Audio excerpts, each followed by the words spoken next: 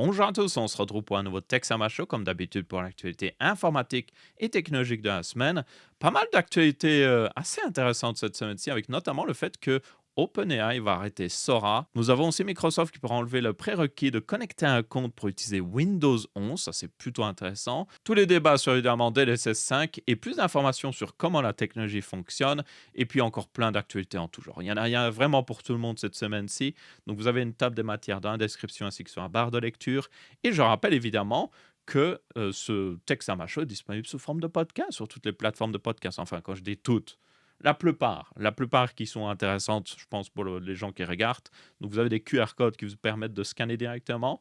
Et comme ça, vous pouvez aller écouter justement le texte à Show quand vous êtes dans votre voiture pour aller au travail ou je ne sais quoi, vous faites comme vous voulez. Mais avant ça, ce début de vidéo est sponsorisé par Gigabyte et leur ordinateur portable gaming A16. Comme le nom l'indique, c'est un ordinateur portable pour le jeu de 16 pouces avec un écran Full HD 16 dixièmes, donc il est un petit peu plus haut, en 165 Hz. On a un Core i7 13620H et au niveau carte graphique, vous avez plusieurs configurations avec soit une RTX 5050, une 5060 et enfin une 5070. Et pour le reste des specs, vous avez 16 Go de RAM, 1 Tera de stockage. Et tout ça dans un châssis plutôt sympathique qui reste assez sobre, mais vous avez quand même un clavier RGB, l'écran de 16 pouces comme j'avais dit, et une assez bonne sélection de ports avec plusieurs USB type A, USB type C, un jack et même un port Ethernet 1 gigabits. Il a aussi une batterie de 76 Wh, ce qui devrait durer quand même assez longtemps si vous êtes sur le GPU intégré et loin d'une prise. Et une fois à la maison ou juste près d'une prise, vous pourrez évidemment profiter de la pleine puissance de cet ordinateur. Comme j'ai dit, vous pouvez avoir une 5050 jusqu'à une 5070. Ici, le modèle que je montre a une 5060. Et pour information, le TDP maximum en boost dynamique sur le GPU est de 85 watts. Et de son côté, le Core i7, lui, a 10 cœurs, dont 6 cœurs haute performance et 4 cœurs haute efficacité énergétique, ce qui donne des assez bonnes performances en multitâches. Donc ça pourrait être un laptop parfait pour quelqu'un qui fait un petit peu du rendu 3D ou qui en a besoin pour aller à l'école, tout en restant dans un budget assez raisonnable. Et dans les jeux vidéo, vous pourrez jouer sans problème aux jeux AAA à plus de 60 FPS, surtout si vous activez DLSS pour aider un petit peu. Et dans les jeux e-sport tels que Valorant ou même Counter-Strike 2, vous aurez plus de 240 FPS sans aucun souci. Donc là, vous pourrez maximiser le taux de rafraîchissement de l'écran qui est de 165 Hz. Donc comme vous pouvez voir, ce Gigabyte Gaming A16 est un très bon choix pour quelqu'un qui veut un ordinateur portable gaming pas trop cher ou même un ordinateur pour un petit peu travailler, comme j'ai dit pour les étudiants. Donc si vous voulez le découvrir, vous aurez un lien dans la description. Encore un grand merci à Gigabyte d'avoir sponsorisé ce début de vidéo et continuons avec le reste justement de cette vidéo. On commence par justement la plus grosse news de la semaine avec OpenAI qui va arrêter Sora. Sora évidemment leur générateur de vidéos par IA générative qui permettait de faire des vidéos d'à peu près tout et n'importe quoi, on peut le dire. Par extension, ça concerne aussi l'application Sora qui était sur téléphone qui permettait de faire qui ressemblait à un faux TikTok et qui permettait de générer justement des faux TikTok, mais qui était très utilisé par les gens pour juste poster tout ça sur le reste du web, ce qui était aussi un problème, mais bon. Dans tous les cas, Sora va être arrêté et la raison, il y a plusieurs raisons. La première est juste logique. Sora coûte beaucoup d'argent. Générer des vidéos est évidemment beaucoup plus intensif que ChatGPT, que même la génération d'images, parce qu'il faut générer plusieurs images mis bout à bout pour faire justement cette vidéo. Et le truc, c'est que Sora ne rapporte pas vraiment beaucoup d'argent. Ce n'est pas quelque chose que les gens vont payer forcément pour avoir, ou en tout cas très peu de gens, et du coup ça ne justifie pas du tout le fait que ça continue de tourner. Et comme on le sait, on a traité par le passé, OpenAI a un petit peu des problèmes de cash ces derniers temps, ou en tout cas ils vont avoir des problèmes de cash dans le futur. Et donc ils se disent, vaut mieux arrêter Sora maintenant, économiser cette puissance, la remettre sur ChatGPT, et comme ça, on sera juste mieux dans le futur. Surtout que de toute façon, on n'a pas beaucoup de clients qui payent pour utiliser Sora plus que ça. Et donc, c'est exactement ce qu'ils font. Et puis, personnellement, j'avais déjà partagé cet avis plusieurs fois par le passé, y compris sur le podcast Mémoire Vive, pour ceux qui suivent Mémoire Vive. D'ailleurs, il y a un nouvel épisode qui est sorti, je le mettrai dans la description. Et le truc, c'est que selon moi, les générateurs de vidéos ne sont pas vendeurs. Le truc, c'est que la clientèle qui veulent générer des vidéos est juste très limitée. Il n'y a pas beaucoup de gens qui voudront faire ça. Oui, il y a des entreprises qui peuvent utiliser ça pour faire de la pub et tout ça. Il y a de l'industrie du cinéma qui pourrait utiliser ça dans le futur, même si bon, moi, ça me ferait peur. Mais ça reste une clientèle assez limitée et c'est surtout une clientèle très professionnelle. Monsieur tout le monde, il n'a pas besoin de générer des vidéos. Il va juste générer des vidéos pour le fun. Il va faire des blagues et tout ça. Il va peut-être mettre une personne dans une vidéo générée ou faire croire à quelqu'un. C'est juste pour blaguer, troller. Donc, il n'y a pas vraiment un business plan ici. Et le truc, c'est que moi, j'ai toujours dit, Sora c'est juste marketing. C'est pour faire, OK, regardez ce qu'on peut faire, regardez nos capacités, et puis du coup, découvrez nos produits les plus intéressants, qui est ChatGPT et tout ça. Et Sora est juste une manière de marketer justement le reste de ce que fait OpenAI. Et le truc, c'est que ce marketing a fait son taf. Ils ont fait parler d'eux grâce à justement l'application Sora. Et maintenant, ça coûte juste plus d'argent que ça rapporte. Et donc, il vaut mieux juste le couper. Il y a aussi le problème que OpenAI a une énorme concurrence, on peut le dire, de la part de Claude et donc Anthropic par extension, parce que c'est l'entreprise derrière Claude. Et le truc, c'est que beaucoup d'entreprises, notamment, sont en train d'investir justement dans Anthropic au lieu d'OpenAI. Même, il y a un graphique qui montrait, j'essaierai de le retrouver, mais il y a un graphique qui montrait le nombre de dépenses faites par les entreprises pour OpenAI versus justement Anthropic. Et Anthropic est juste en train de dominer OpenAI, ce qui est assez marquant parce que c'est la première fois que OpenAI a vraiment un concurrent qui les dépasse. Et donc, forcément, OpenAI est un peu en mode ça c'est problématique parce que ce qui rapporte le plus, c'est pas monsieur tout le monde, c'est les entreprises. C'est justement le but de ces IA, les vendre à des entreprises parce que les entreprises vont payer des énormes sommes pour pouvoir les utiliser. C'est beaucoup plus rentable que monsieur tout le monde qui va juste prendre peut-être même un abonnement pour générer quelques trucs de temps en temps. Les entreprises rapportent énormément et perdre ce marché-là, maintenant, ou en tout cas commencer à le perdre, est très mauvais pour OpenAI et c'est pour ça qu'ils se reconcentrent. La puissance utilisée par Sora, les ressources utilisées par Sora peuvent être utilisées pour justement augmenter les capacités de ChatGPT et c'est exactement ce qu'ils sont en train de faire à l'heure actuelle. Et ils sont dans une situation un petit peu compliquée. Ensuite, nous avons une news très intéressante sur Windows 11 et sur le fait que il pourrait tout simplement enlever le prérequis d'avoir un compte Microsoft pour utiliser Windows 11. Et cette news ne vient pas de nulle part, elle vient de littéralement Scott Hanselman, je ne sais pas comment prononcer son nom. Dans tous les cas, Scott est un Microsoft VP, donc vice-président, qui travaille justement à fixer Windows 11. Alors, il a beaucoup de travail, on va être très honnête. Et justement, dans un tweet, on peut le voir, ou sur X si vous préférez, il a répondu à quelqu'un en disant que il détestait lui aussi le fait qu'on doive se connecter avec un compte Microsoft. Donc il a dit oui, je déteste ça, on travaille dessus. Littéralement, il dit on travaille dessus. Et forcément, s'il dit qu'il n'aime pas qu'on doit se connecter à un compte Microsoft et qu'il va travailler dessus, c'est plutôt un indicateur selon moi que on pourra avoir une solution. Alors, je pense que Microsoft continuera de vous inviter à connecter un compte, mais peut-être qu'ils vont faire un truc comme Android. Sur Android, vous pouvez configurer votre téléphone sans connecter un compte la première fois. C'est juste que, évidemment, pour installer des applications, en tout cas sur le Play Store, vous devrez connecter un compte à ce moment-là. Mais vous pouvez finir de configurer le téléphone, l'utiliser, vous pouvez même prendre des photos et tout ça, sans avoir un compte, justement, Google ou un compte directement connecté. C'est seulement quand vous voulez installer des applications que là, vous aurez besoin de ce compte. Et je pense que Microsoft pourrait faire un truc similaire. Vous pouvez configurer Windows, vous pouvez le lancer, vous pouvez l'utiliser, mais si vous voulez utiliser le Microsoft Store, si vous voulez utiliser certains services Microsoft, OneDrive par exemple, c'est là que vous devrez connecter votre compte. Je pense que c'est l'alternative qu'ils vont choisir. Et je pense que c'est aussi ils travaillent là-dessus parce qu'ils savent que déjà, ils ont énormément de concurrence. Nous avons Apple avec le dernier MacBook Neo en train de mettre énormément de pression sur Microsoft, surtout aux États-Unis. Ils ont aussi juste Linux qui arrive au tournant et qui, même si ça reste pas beaucoup de part d'utilisateurs, si Linux continue de monter en puissance, d'ici quelques années, il pourrait vraiment exploser en utilisation. Si vous avez par exemple un grand constructeur d'ordi portable qui commence à dire oh, on met Linux par défaut ou maintenant on me donne une option Linux, et bien là, ça pourrait être très dangereux justement pour Microsoft. Alors, il y a Dell qui techniquement le fait déjà pour information, mais c'est plus pour les ordi professionnels. Donc, ça ne compte pas forcément. Là, je parle vraiment, imaginez Lenovo qui dit, OK, vous pouvez acheter le dernier Lenovo IdeaPad à 500 balles avec Windows ou vous pouvez prendre Linux. Voilà, ça, ce serait monumental. Ce serait très dangereux justement pour Microsoft.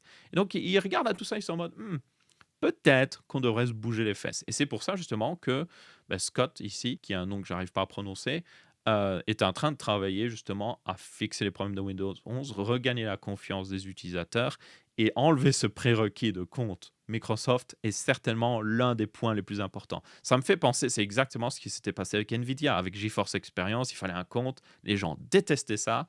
Et avec la nouvelle application Nvidia, vous n'avez plus besoin de compte. Et je pense que c'est exactement ce qu'ils vont faire ici avec Windows 11.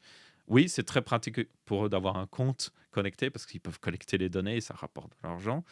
Mais ils sont en train de se dire: «Ouais, il vaut peut-être mieux sacrifier un petit peu de revenus et derrière juste regagner la confiance des gens et surtout faire progresser Windows 11» et on l'a vu, voilà encore, quelques semaines, ou même quelques mois en réalité, Windows 10 fait de la résistance. Il y a encore beaucoup de gens qui restent sur Windows 10. Il est même repassé devant Windows 11 ou en tout cas, il a repris des parts de marché à Windows 11 donc yep, je pense que là, ils ont beaucoup de travail à faire et en particulier enlever ce prérequis de connexion ferait plaisir à beaucoup de gens. Après, tenez compte, hein, toujours prendre avec des pincettes, c'est Microsoft. Microsoft a fait beaucoup de promesses par le passé. Ils ont promis par exemple que Windows 10 était le dernier Windows et qu'ils continueraient de le mettre à jour. Et puis on a eu Windows 11. Donc c'est pas parce qu'il dit qu'il va forcément le faire. Il y a peut-être voilà, il y a peut-être essayer de faire croire aux gens qu'ils vont peut-être le faire pour essayer de regagner un peu de confiance. Mais voilà, moi j'attends juste que ça arrive en fait. C'est cool qu'ils en prennent confiance et même qu'ils communiquent sur le fait que oui, c'est un problème. C'est cool de reconnaître justement ce problème. Mais maintenant, ben, il faut régler le problème. Ensuite, on a une news qui concerne DLSS 5 et surtout comment fonctionne réellement la technologie, comment elle s'intègre à l'heure actuelle, en tout cas dans un jeu. Ça pourrait changer dans le futur, tenez-en compte. Et ces informations viennent tout simplement de Jacob Freeman, qui est évidemment un employé chez Nvidia, qui parle pas mal de DLSS. Et c'est une question qui a été posée par Daniel Owen, qui a justement demandé plus de précision sur comment fonctionne la technologie. Parce que jusqu'à maintenant, quand Nvidia a présenté DLSS 5, ils ont parlé, oui, de comment le modèle fait le rendu, qu'est-ce qu'il cherche et tout ça, mais ils n'ont pas vraiment parlé de comment ça s'intégrait au jeu. Et c'est plutôt important cette information, parce que selon la façon dont ça s'intègre au jeu, ben, ça peut affecter quand même pas mal le résultat. Et justement, le problème avec DLSS 5, pour le moment, selon moi, c'est un peu un problème, c'est que DLSS 5 prend un rendu 2D, donc il voit juste une image du rendu pratiquement final en 2D, et il a aussi un vecteur de mouvement. Donc il sait, OK, voilà une image de cette personne dans la rue, et selon le vecteur de mouvement, elle va juste rester là. En fait, elle va pas bouger. Ou elle va peut-être bouger à droite ou à gauche, voilà. Et donc, selon ces informations, le modèle DLSS 5 ben, essaye d'améliorer justement l'image. Il est capable d'interpréter ce qu'il voit sur cette image. Il sait que ah, ben ça, c'est une veste en cuir. Je sais que dans la vraie vie, parce que j'étais entraîné là-dessus, qu'une veste en cuir ressemble à ça. Et il essaye d'améliorer justement le rendu de la veste en cuir. Ça se voit justement que le rendu a été amélioré ici avec les lumières et tout ça. Il sait que oh, ben, la lumière est un petit peu, je sais pas moi, grise derrière. Ben, cette lumière grise se reflèterait sur cette veste en cuir de cette manière-là. Donc, il est quand même le modèle est fait pour être très intelligent sur le fait qu'il peut comprendre la lumière de tout ce qui se passe et faire mais justement des réflexions sur les matériaux qui correspondent à cette lumière. Il sait aussi que ah ben ça c'est des cheveux, les cheveux ça ressemble à ça. Et par exemple les cheveux selon moi sur DLSS 5 sont clairement améliorés par rapport à ben, pas de DLSS 5. Et puis il sait que ça c'est le visage d'une personne. Le visage d'une personne ça ressemble à ça. Mais c'est là qu'on commence à avoir un peu le problème. Comme il prend une image en 2D, il n'a pas les informations qui viennent même du jeu. Ils ne savent pas les informations, notamment PBR. Donc, quand vous mettez des matériaux dans un jeu, par exemple la veste en cuir, vous pouvez rajouter des propriétés PBR. Donc, ça dit que, ah ben voilà, ça c'est. Ok, on a la texture, mais on a aussi un fichier qui dit que ben, la lumière se reflète comme ça. Aussi, le matériau a telle profondeur. Et les PBR permettent de justement faire un rendu de meilleure qualité sans forcément avoir des modèles hyper complexes. Donc, c'est plutôt cool. Mais c'est-à-dire que bah, DLSS 5 n'a aucune information là-dessus. Il ne sait pas tout ce que le développeur fait derrière. Il regarde juste une image 2D et il interprète selon son modèle. Et autant la technologie, selon moi, est très impressionnante, autant clairement le modèle est très intelligent parce qu'il arrive à vraiment améliorer des choses et comprendre ces choses. Autant forcément, vous devez bien vous en douter, comme il fait que regarder une image 2D, ben, il y a des ratés. Et c'est justement ce qui s'est passé dans la démonstration de DLSS 5. Dans un des exemples, ici sur Starfield, il y a plusieurs problèmes. Nous avons par exemple le problème ici que sans DLSS, cette personne n'a pas de cheveux sur le côté. Euh, un peu comme moi d'ailleurs. Et par contre, DLSS5 leur rajoute des cheveux, comme vous pouvez voir sur le côté ici. Donc peut-être que j'ai juste besoin de DLSS5 pour régler mes problèmes. Je n'ai même pas besoin d'aller en Turquie. DLSS5 peut tout régler. Merci, merci Nvidia. Enfin bref, après cette blague, il y a un autre problème. Vous pouvez voir que le nez ici, de cet acteur, a une ombre sur le côté droit, parce que la lumière est à gauche. Eh bien, DLSS a regardé ça, il s'est dit, est-ce que c'est une ombre ou c'est son nez? Il s'est dit, bah, c'est son nez. Voilà, donc vous pouvez voir que le nez, en tout cas pour ceux qui ont la vidéo, le nez a été augmenté en taille sur le côté ici. Là où il y avait une ombre, c'est devenu le nez. Donc je décris justement pour ceux qui seraient sur la version podcast. Euh, DLSS5, le modèle DLSS5 a ajouté des détails qui n'existaient tout simplement pas.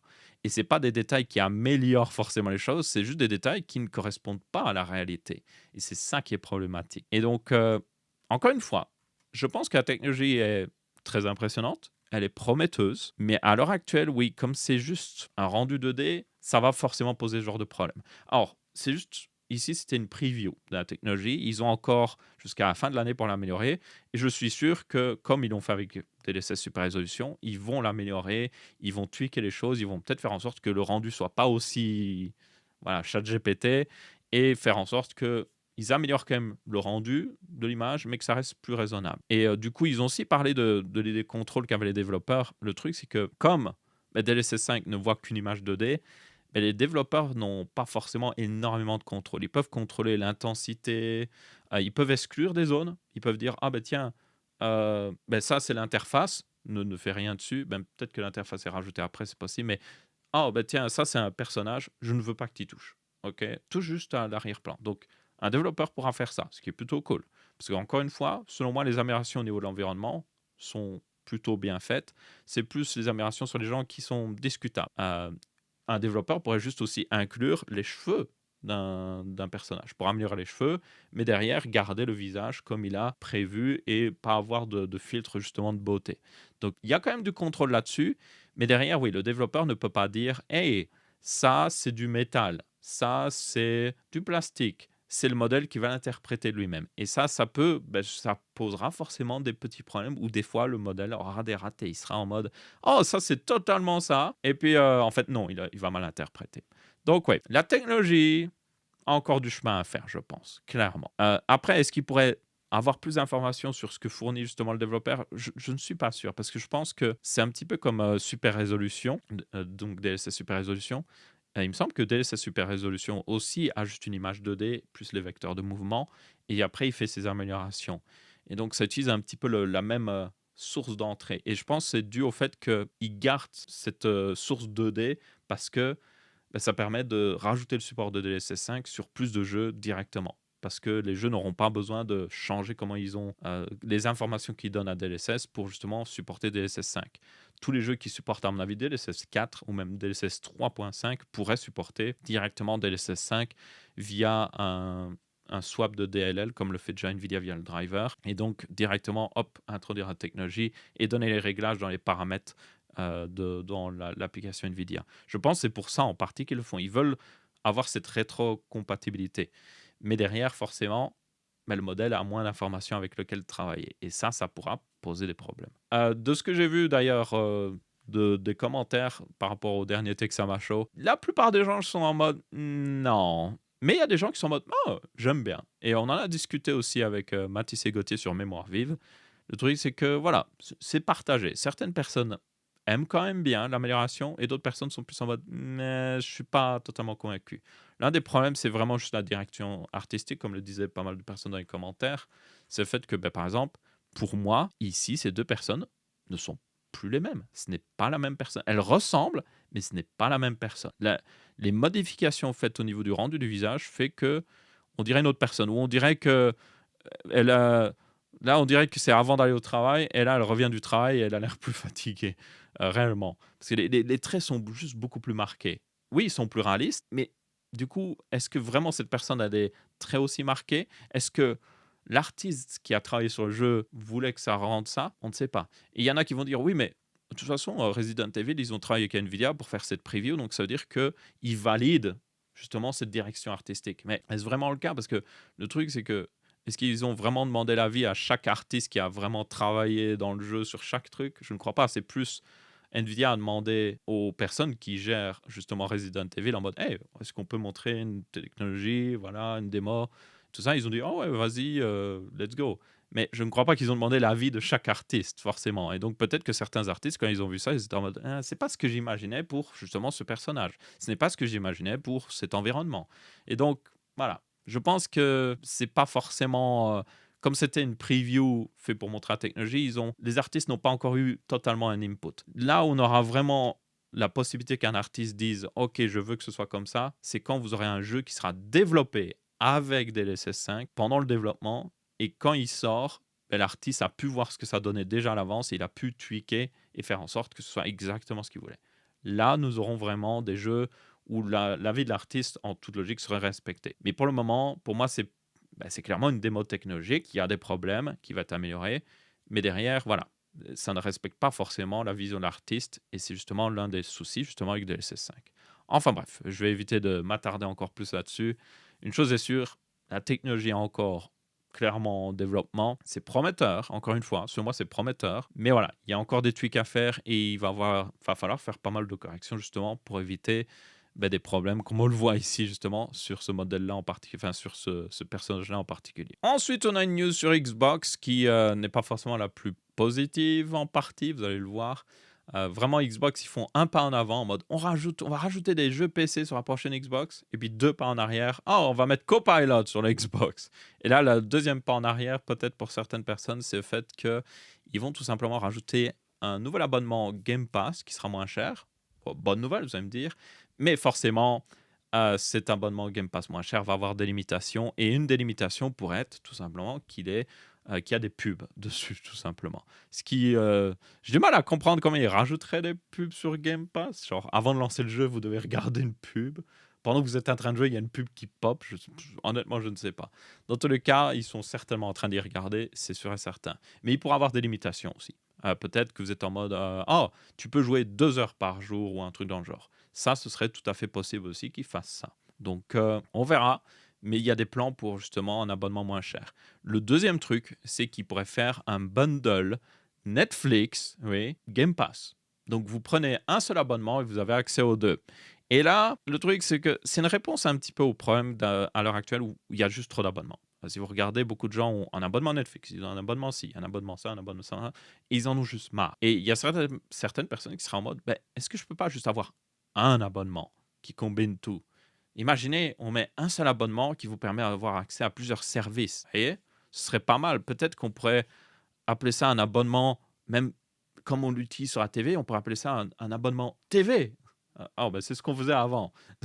C'est assez marrant de voir que la technologie nous a poussé à faire justement, à passer au streaming, comparé à juste avoir un abonnement TV où on a plein de services combinés en un. On est passé au streaming parce qu'il y avait beaucoup d'avantages au streaming. Et maintenant, le streaming est juste en train de devenir moins bon parce que forcément, ils cherchent la rentabilité. Et puis, chacun va avoir son propre service de streaming. Et maintenant, on est en train de revenir à une situation où juste, voilà, les gens veulent retourner à juste un abonnement. Mais dans tous les cas, ils pourraient faire justement un abonnement qui combine Netflix et Game Pass. Et donc, derrière, ça permettrait aux gens en toute logique, d'avoir une réduction sur le prix de l'abonnement, je suppose. Parce que Game Pass, le Ultimate coûte 29 $, pratiquement 30 €, je suppose, du coup. Et puis vous avez Netflix qui a aussi augmenté de prix récemment, hein, qui coûte plus de 20 € pour le meilleur abonnement. Donc si vous pouvez avoir les deux pour moins cher, certaines personnes seront en mode OK, pourquoi pas. Et donc derrière, Netflix et Xbox, forcément, ça leur permettrait d'augmenter la rentabilité, d'avoir plus d'utilisateurs. Et parce qu'il y a aussi certains utilisateurs qui n'utiliseront pas forcément l'un ou l'autre service. Et voilà, ça va. C'est un peu comme Amazon Prime, mais il y a beaucoup de gens qui n'utilisent pas la plupart des avantages d'Amazon Prime. Et du coup, Amazon derrière collecte l'argent en mode oh, nice, tu n'utilises pas ce service que j'ai mis en place, ça me va très bien. Comme ça, derrière, moi, je me fais de l'argent. Donc, il y a peut-être une logique comme ça derrière, mais la logique, c'est peut-être essayer de justement choper des gens qui en ont marre d'avoir plusieurs abonnements et les mettre sur un seul abonnement. Donc ça, à voir si c'est positif, ça dépend du prix en fait. Mais le truc, c'est que, comme d'habitude, je le redirai toujours et encore, le problème avec les abonnements, c'est que même si c'est bien maintenant, qu'est-ce qui garantit que dans 6 mois, 1 an, 3 ans, le prix devienne tellement abusé que juste vous êtes en mode non, ça ne vaut plus la peine. Donc, si un abonnement est rentable pour vous, profitez-en. Mais dès qu'il commence à augmenter de prix, n'hésitez pas à juste passer à autre chose. Ou faites la technique comme moi, que j'ai toujours répété, je répète encore. Prenez un abonnement, regardez tout pendant un mois, tout ce que vous vouliez regarder, toutes les séries qui étaient sorties pendant l'année. Et puis une fois que vous avez tout regardé, vous coupez l'abonnement et vous prenez un abonnement pour un autre service. Vous allez sur Disney+, vous allez sur Amazon Prime, vous allez sur Hulu, je sais pas quoi, ce qui existe encore. Vous allez regarder tout à nouveau.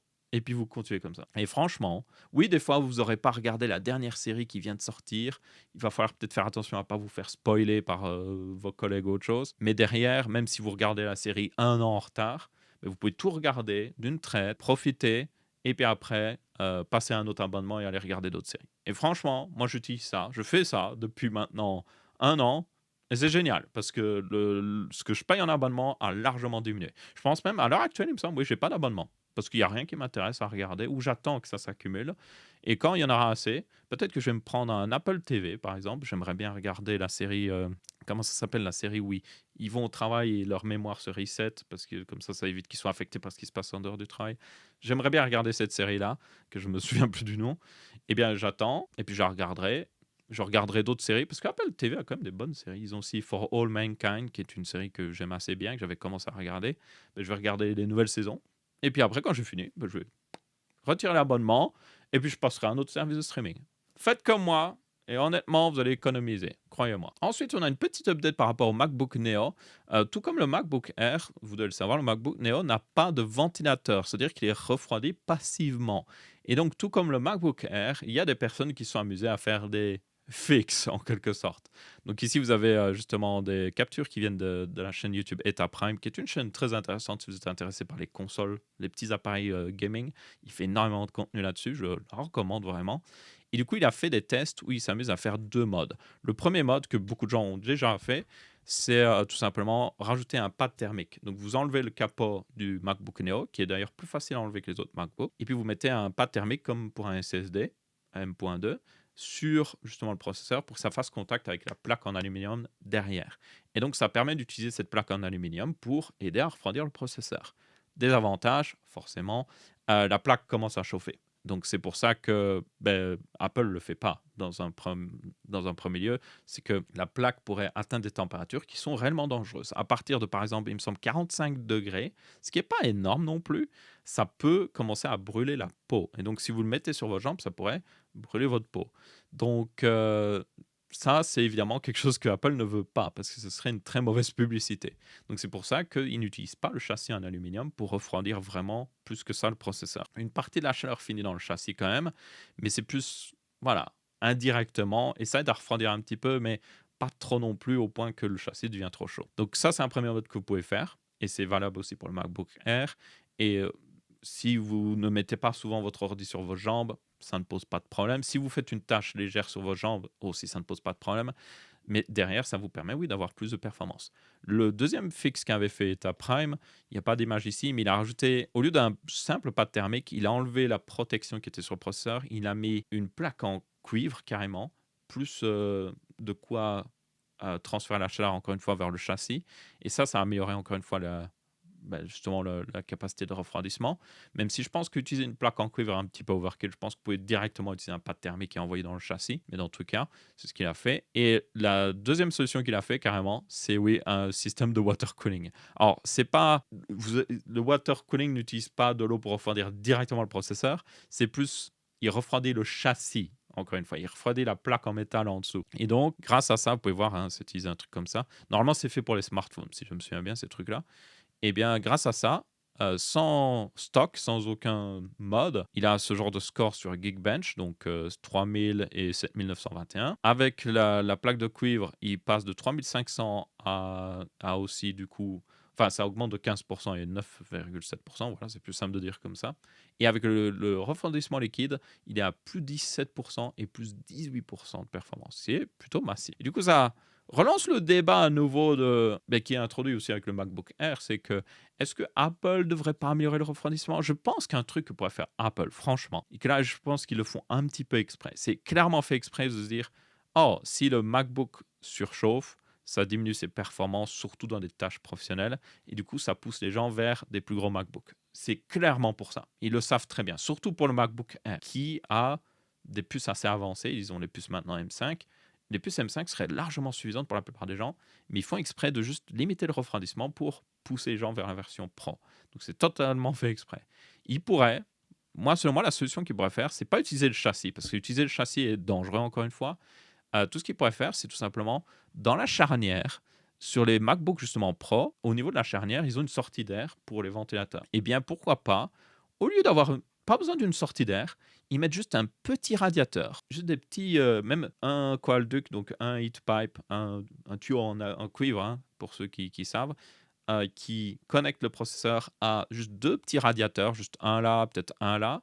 Et ces radiateurs n'ont aucun ventilateur. Il n'y a aucun ventilateur, c'est juste qu'ils font contact avec l'air extérieur au niveau de la charnière. Et du coup, les gens ne vont pas les mettre leurs doigts là, parce que vous pouvez le protéger même avec une petite grille.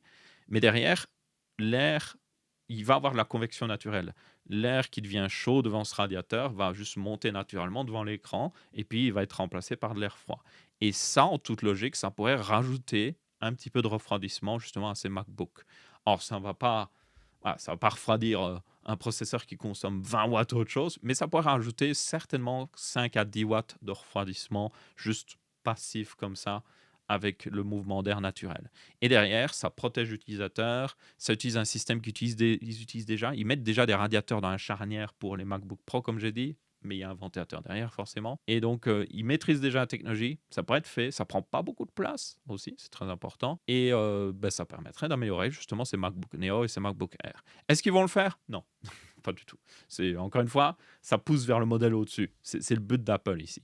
Mais c'est juste pour montrer que s'ils voulaient, en gardant un ordi passif, ils pourraient totalement le faire. Donc voilà, c'est Apple, hein. Et nous, maintenant, nous passons au deal de la semaine avec même un deal sur de la RAM. Oui, je sais, c'est abusé vu la situation actuelle, mais il y a réellement beaucoup de deals cette semaine-ci. On dirait que tous les vendeurs se sont réveillés, se sont dit: ah, on va peut-être faire des deals, en tout cas sur Amazon. Et du coup, on commence justement directement par le kit de RAM ici, qui est toujours vendu cher, on va être très honnête. Mais vous avez un kit de chez Corsair Vengeance en DDR5, 2 fois 16 Go, donc 32 Go, en 6000 MHz, 6000 mégatransferts, et du coup en CL36 aussi. Donc très bon kit pour jouer aux jeux vidéo. Et il est vendu 339 €.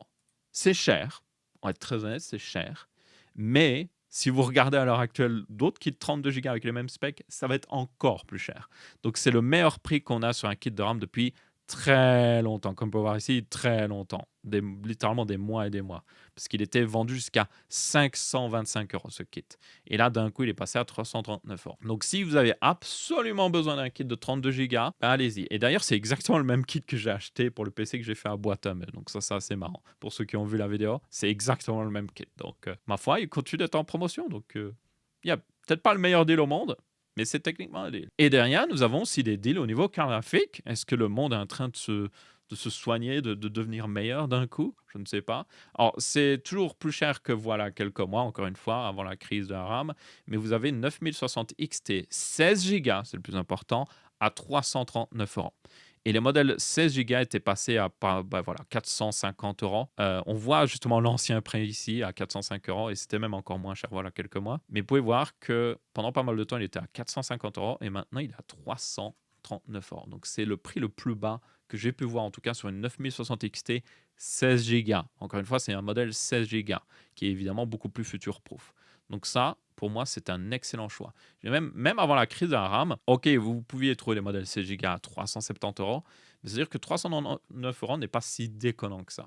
Et s'il n'y a plus de stock, parce que peut-être d'ici la sortie de la vidéo, tout le monde va acheter les stocks, il y a aussi un autre modèle en promotion. Vous avez encore une fois de chez Saphir ici, c'est le modèle un peu plus haut de gamme avec 3 ventilateurs qui est à 419 €. Alors ça reste, voilà, l'autre est meilleur selon moi parce que ça vaut pas. Est-ce que ça vaut la peine de payer 20 € en plus pour un ventilateur de plus et un meilleur refroidissement sur une 9060 XT? Pas vraiment, vous n'allez pas vraiment avoir plus de performance, mais c'est le prix le plus bas depuis très longtemps. Encore une fois ici, il était monté à 500 et des euros. Abusé. Donc là, s'il n'y a plus de stock sur l'autre modèle, ça pourrait valoir la peine sur ce modèle-là, surtout que c'est un modèle assez haut de gamme. Et à côté de ça, nous avons aussi une carte mère en promotion. Donc nous avons ici une Gigabyte X870, qui est du coup l'un des meilleurs chipsets de chez AMD pour la plateforme AM5. Donc vous avez, pour information, vous avez juste un peu plus de support du PCI Express 5.0 sur le X870 par rapport au B850. Et bien souvent, vous avez aussi plus d'USB. Notamment, vous avez la garantie d'avoir USB 4.0 et ça se voit ici, il y a de l'USB 4.0. Moi, par exemple, j'ai une carte mère en B850, je n'ai pas d'USB 4.0, ce qui est un petit peu embêtant des fois. Mais dans tous les cas, c'est le prix le plus bas qu'on peut voir depuis, basiquement, sa sortie. Elle est à 177 euros. Et selon moi, 177 euros pour une carte mère avec ce genre de spec, c'est un assez bon prix. Et surtout, vous avez les avantages, encore une fois, du X870 avec notamment l'USB 4, meilleur support du PCI Express 5.0, donc full PCI Express 5.0 sur slot GPU et aussi sur le premier slot SSD. Donc ça vous permet d'être vraiment future-proof. Ensuite, on a une promotion sur une alimentation. Donc oui, les deals sur les pièces PC continuent. Et là, c'est une MSI MPG de 1000 watts. Donc une très bonne alimentation, full compatible PCI Express 5.0 et ATX 3.0, 80 plus Gold et avec justement une interface full modulaire.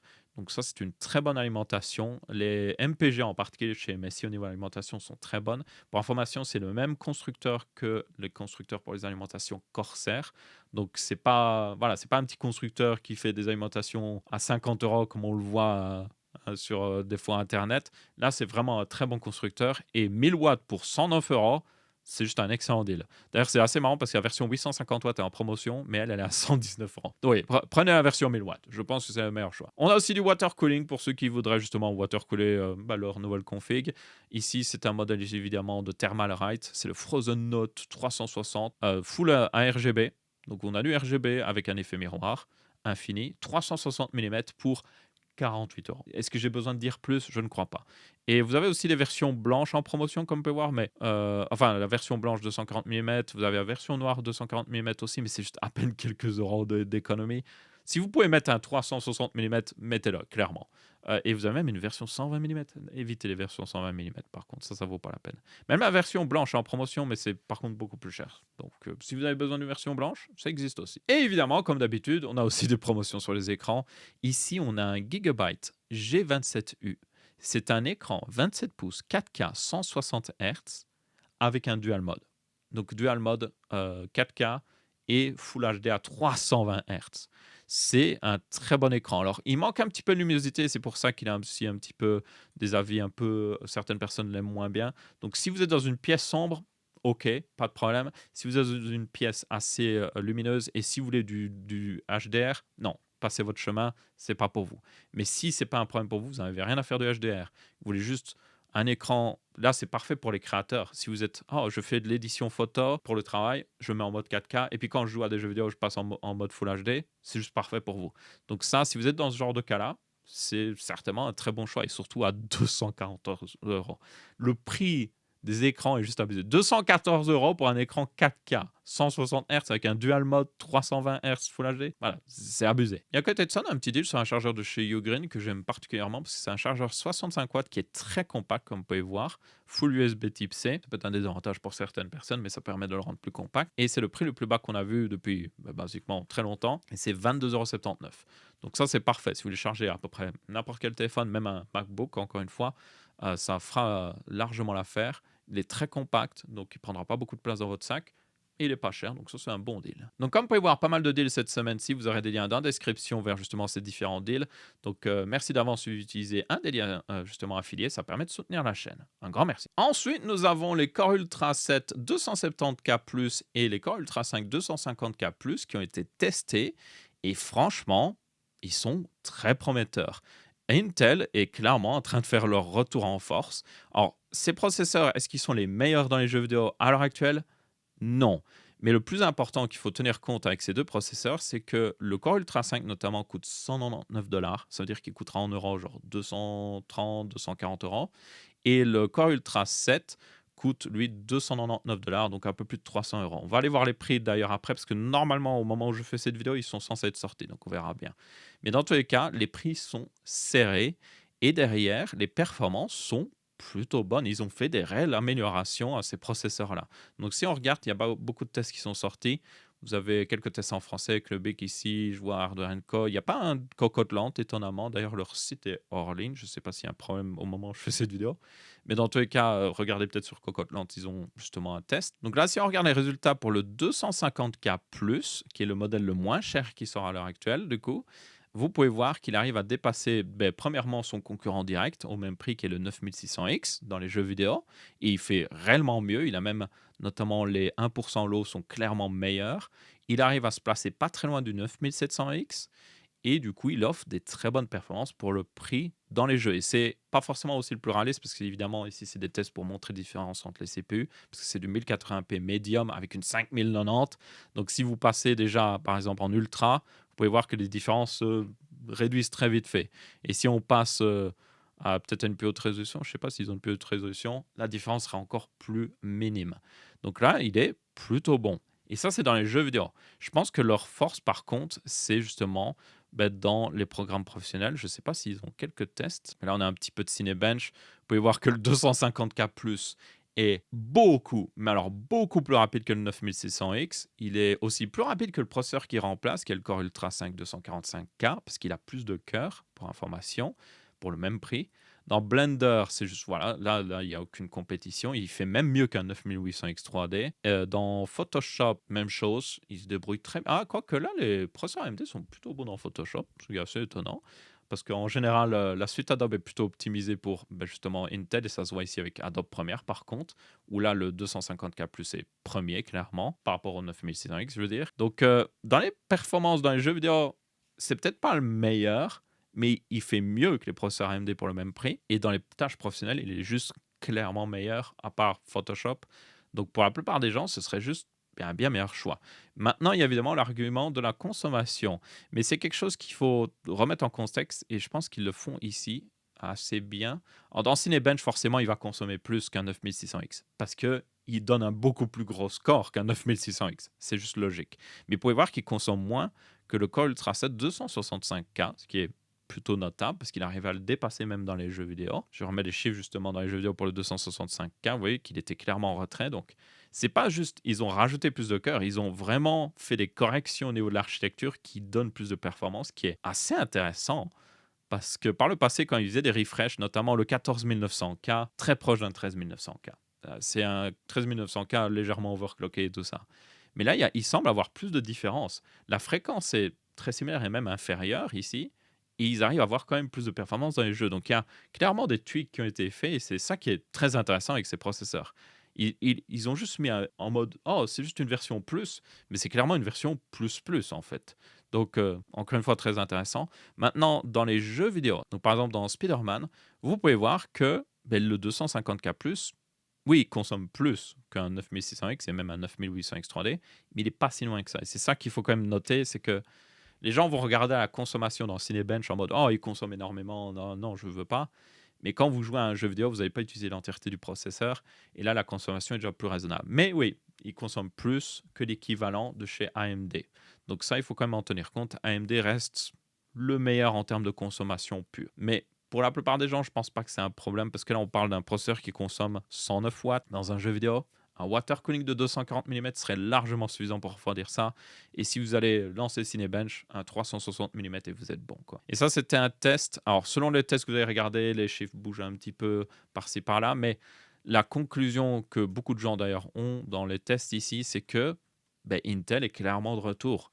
Les performances sont très bonnes et surtout, les performances pour le prix sont très bons. Et c'est ça le plus important parce que, surtout avec ce qui se passe en ce moment, les gens en veulent juste le plus possible pour leur argent. Oui, le 9800X 3D est meilleur. Oui, le 9850X 3D est meilleur. Mais ces deux processeurs coûtent plus de 400 euros, alors que le 270K+, notamment, est moins cher. Et d'ailleurs, on n'a pas été voir le 270K+, donc on va aller le voir vite fait. Donc ici, on a quelques tests de Tech Power Up, et vous pouvez voir que le 270K+, lui, arrive à se placer même au-dessus du 14900K, ce qui est assez notable, parce qu'aucun des Core Ultra 200 jusqu'à maintenant avait réussi à dépasser le 14900K en jeu, et il se place même devant le 9700X, qui est le processeur pas très loin en prix. Mais il est toujours en retrait, encore une fois, par rapport aux versions X3D, notamment le 7800 X3D qui est pas très loin en prix. Mais derrière, forcément, vous avez beaucoup plus de puissance en multicœur. Donc si vous êtes pur jeu vidéo, oui, AMD pourrait toujours être le meilleur choix, même si les cartes mères AMD coûtent plus cher, donc ça c'est aussi un problème. Mais derrière, les Core Ultra ici vous donneront toujours des très bonnes performances dans les jeux, mais beaucoup plus de performance dans les tâches professionnelles. Donc là, maintenant, ben, l'offre Intel devient beaucoup plus sérieuse et beaucoup plus intéressante, en fait. Et du coup, nous avons justement les processeurs qui sont disponibles. Et je vois que sur Megacore, le 250K Plus est à 239 euros, donc c'est à peu près ce qu'on attendait. Et le 270K Plus est à 339 euros, donc c'est à peu près ce qu'on attendait. C'est le prix en dollars plus les taxes qu'on a en Europe, parce que le prix en dollars n'inclut jamais les taxes, tu les en compte. Donc, bah, c'est des très bons prix pour le niveau de performance qu'on a, parce qu'il est meilleur qu'un 285K, le Core Ultra 9 285K, pour moins cher. Et surtout, il arrive à faire mieux que ce que fait AMD pour le même prix. Donc franchement, c'est le début du retour d'Intel. Donc comme vous pouvez voir ici, Intel, selon moi, même s'ils n'ont pas les meilleures performances dans les jeux vidéo, sont clairement en train de faire un retour en force. Et d'ici la prochaine génération, je vous rappelle, ici, les améliorations qu'on a vues sur les versions Plus font qu'ils arrivent à se placer pas très loin des versions X3D d'AMD. Mais Intel est en train de travailler sur leur propre cache X3D. D'ici la prochaine génération, avec justement ce cache, ils pourraient totalement dépasser ce que fait AMD. Parce qu'ils auront en plus de ça des améliorations au niveau des processeurs. Donc là, AMD est vraiment dans une situation où ils vont devoir se bouger les fesses. Donc très intéressant pour le consommateur parce que maintenant, on a enfin Intel et AMD qui se concurrencent réellement. Et ça, c'est toujours bon pour les prix, c'est toujours bon pour ce qu'on peut acheter. Même si le prix de la RAM coûte la peau des fesses. Donc voilà. Mais dans tous les cas, franchement, très impressionné. Il y a aussi d'ailleurs, j'ai tapé 250K et j'ai vu qu'il y a une version KF aussi. Et elle est à 219 euros. Alors là, oui, si vous n'avez pas besoin du chipset graphique intégré, c'est encore mieux. Est-ce qu'il y a... Non, il n'y a pas de version 270KF, étonnamment, peut-être qu'elle n'est pas encore référencée sur le site, mais oui, très impressionnant. Bon, par contre, un autre truc qui manque toujours à Intel, c'est le fait qu'ils ne supportent pas leurs sockets et donc par extension les cartes mères suffisamment longtemps dans le temps. Donc ils introduisent un nouveau socket, ils sortent 2 générations de processeurs dessus et puis ils passent à un nouveau. Eh bien, il y a apparemment le fait que Intel est en train d'écouter là-dessus et il pourrait faire en sorte que le nouveau socket, qui est le LGA 1954 pour Nova Lake, qui est le prochain processeur de Intel, les Core Ultra 300, eh bien, il pourrait utiliser un socket qui serait gardé pour jusqu'à peut-être même 4 générations de processeurs. Donc un petit peu comme le fait AMD. Et selon moi, faites-le Intel, clairement. Oui, peut-être que vous allez vendre un petit peu moins de cartes mères parce que les gens changent moins souvent de carte mère, mais derrière, ça va vous donner juste beaucoup plus de longévité. Ça va permettre aux gens d'investir justement dans cette plateforme et essayer de la garder le plus longtemps possible. Et quand ils ont investi dans une plateforme, forcément, s'ils doivent changer de processeur, s'ils ont déjà la carte mère, mais ils vont reprendre un processeur compatible. Et du coup, s'ils ne doivent pas changer la carte mère, ça évite de les faire passer chez le concurrent. Donc, franchement, Intel, faites-le. C'est une très bonne chose pour les consommateurs, c'est une très bonne chose pour eux, c'est juste bon pour tout le monde. Donc ça, j'espère justement que ça va arriver. Et apparemment, alors ils auraient pu, il y en a qui vont dire, mais ils auraient pu faire ça avec le socket actuel, oui, mais apparemment le socket 1954 a quand même pas mal d'améliorations par rapport aux autres sockets, si on regarde un petit peu ici. Et ces améliorations, bah, tout simplement, seraient beaucoup plus future-proof. Ça permettrait de faire en sorte que oui, il peut réellement durer 4 ans. Ils ont notamment changé un petit peu la configuration au niveau de tout ce qui est PCI Express. Vous pouvez voir qu'avant, le chipset Z890 avait seulement 4 lignes PCI Express 5.0 sur la carte mère et 16 sur le processeur. Maintenant, vous allez en avoir 16 sur le processeur et 12 sur la carte mère. C'est-à-dire que la carte mère pourrait gérer littéralement 4 SSD PCI Express 5.0 en plus du GPU qui serait géré par le processeur. Donc là, ça crie future-proof selon moi. Et là, vous avez de quoi faire. Et derrière, il y a toujours 14 lignes PCI Express 4.0 sur la carte mère. Donc ça, comparé à notamment AMD, AMD est radin au niveau des lignes PCI Express. Autant sur leurs processeurs épais qu'ils en mettent en veux-tu en voilà, sur les cartes mères grand public, ils mettent le strict minimum. Et c'est même très embêtant des fois, franchement. Et à côté de ça, Intel sur les ordi portables continue aussi d'avoir des très bons processeurs. Là, ils dépassent clairement AMD qui a juste fait un refresh de leur processeur. Et il y a un test qui a été fait ici sur le Dell XPS 16. Et ils ont vu que le processeur Panther Lake, donc le Core Ultra 300 qu'il y avait sur cet ordi, sur le bureau à rien faire, consommait seulement 1,5 watts. C'est presque rien. C'est le genre de chiffre de consommation limite qui se rapproche d'un téléphone, hein. Et donc, la batterie pouvait durer jusqu'à 27 heures. Et le truc, c'est que le Dell XPS 16 n'utilise même pas une énorme batterie, c'est une batterie de 70 watts-heure, parce qu'ils utilisent une des nouvelles batteries qu'il y a dans les téléphones chinois au carbone de je sais pas quoi. Je me souviens plus du nom à chaque fois. Et donc, ils ont une seule version de cette batterie qui est à 70 Wh, donc ils utilisent la même pour le 14 pouces et le 16 pouces. Et donc, ils n'ont pas une version 99 Wh qu'ils pourraient mettre justement sur le 16 pouces, qui permettrait d'aller encore plus loin au niveau batterie. Mais comme vous pouvez voir, visiblement, c'est même pas nécessaire. Alors évidemment, c'est sur le bureau à rien faire, mais c'est quand même assez notable parce que ce genre de chiffres de batterie, c'est ce qu'on voyait sur les MacBooks, c'est ce qu'on voyait sur certains ordinateurs Qualcomm qui ont un processeur ARM et consomment vraiment très peu. Et là, Intel a réussi à atteindre une telle efficacité énergétique avec un processeur x86. Donc c'est très très prometteur.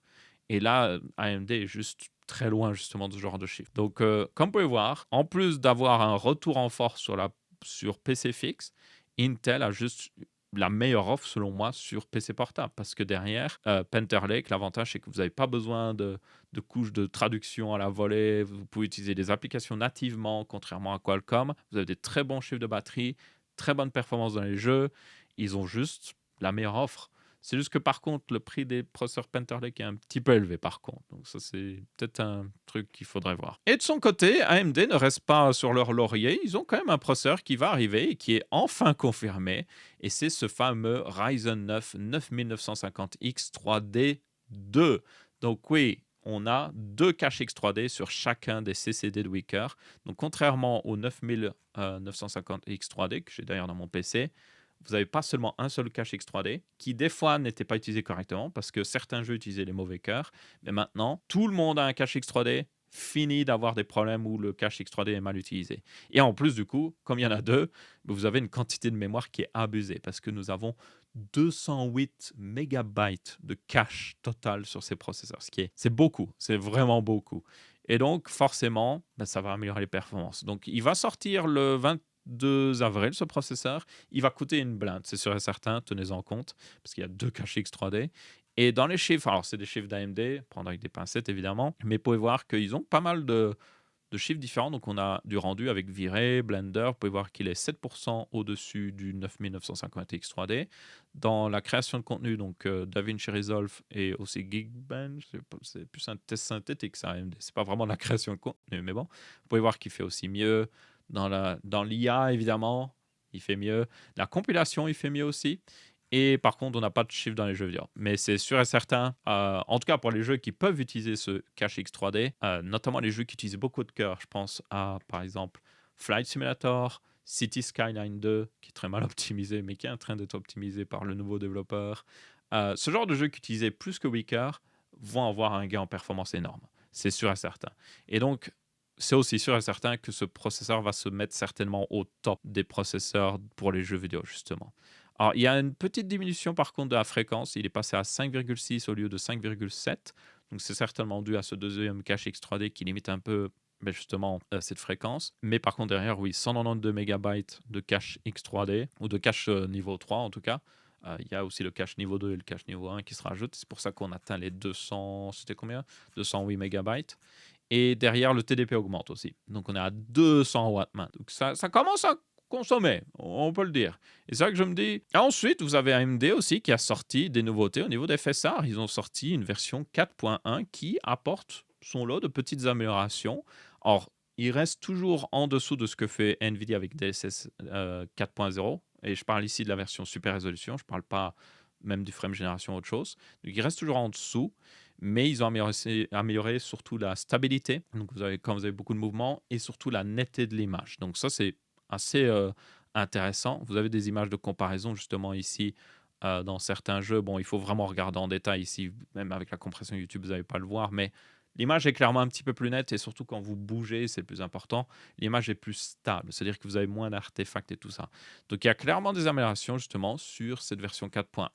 Par contre, AMD, pourquoi nous avons toujours pas une version pour les RX 7000? Je rappelle que fin d'année 2025, sans faire exprès, je ne sais pas si c'est vraiment sans faire exprès, c'est peut-être un développeur qui a fait exprès, ils ont sorti une version Integer 8 de FSR 4.0. Et cette version Integer 8, du coup, peut tourner sur les RX 7000 et même les RX 6000 par extension, même si les RX 6000 ont un peu plus de problèmes dessus. Mais les RX 7000, par contre, ça tournait nickel. Et le truc, c'est que depuis, vous pouvez regarder la date, depuis je ne sais combien de mois, et depuis avoir dit, peut-être qu'on pourrait le sortir, toujours rien. toujours rien. Et ça, c'est selon moi assez problématique parce que ça montre qu'AMD ne supporte pas leur carte graphique dans le temps. Et à côté de ça, vous avez Nvidia qui est en mode: «Hey, tu veux le nouveau DLSS 4.5? Bah, tu peux l'utiliser sur ta RTX 2000. OK, tu auras peut-être pas les meilleures performances, mais tu peux l'utiliser parce qu'on permet de le faire». Et ça permet de se dire: «OK, ben je sais au moins que ça va être supporté au niveau logiciel». Alors qu'AMD derrière est en mode: «Oh, tu sais cette carte que tu as achetée il y a quelques années? Ben finalement, elle n'aura pas la dernière technologie. Même si on a fait une version qui fonctionne dessus et qu'on l'a même sortie sans faire exprès, ben tu ne l'auras pas». Et ça, c'est voilà, ça fait mal. Franchement, moi, je trouve que c'est un petit peu AMD qui frappe derrière la tête, leurs consommateurs, alors qu'ils pourraient juste, le faire, en fait. Ça, à mon avis, ça ne demanderait pas beaucoup d'efforts, surtout pour les RX 7000. Pour les RX 6000, je comprends qu'il y a des problèmes, voilà. Et le pire là-dedans, c'est qu'il y a des news par rapport à la PS5 aussi, le PES VR, non, le PSSR, voilà. Donc la technologie d'upscale qui est sur la PlayStation 5, qui est basée évidemment sur FSR, ça semble logique, vu que c'est des cartes AMD dans la PS5. Eh bien, il pourrait sortir une nouvelle version justement de cet upscaler qui est basé sur FSR 4.0. Et le truc, c'est que le GPU de la PS5, même la version Pro, il est en partie basé sur même RDNA 2.0, donc les RX 6000. Donc, c'est-à-dire qu'il sortirait une version d'FSR 4 qui tourne sur basiquement une RX 6000. Bon, une RX 6000 modifiée, tenez-en compte. Il y a certaines parties du GPU qui sont même basées sur l'architecture RDNA 4.0. Donc, c'est un peu un mix de trucs. Mais voilà, si vous pouvez le faire sur la PlayStation, si vous avez sorti une version Integer 8 sans faire exprès, on sait que ça existe. Mais pourquoi nous n'avons toujours pas ça sur les RX 7000 au minimum AMD? Qu'est-ce que vous attendez? Et au niveau carte graphique, nous avons une news plutôt prometteur parce que Intel a enfin sorti la Arc Pro B70 qui est techniquement la Arc B770. S'ils en sortent une dans le futur, il faudra bien voir. Mais en gros, ça utilise évidemment l'architecture Battlemage, mais ici un GPU encore plus gros.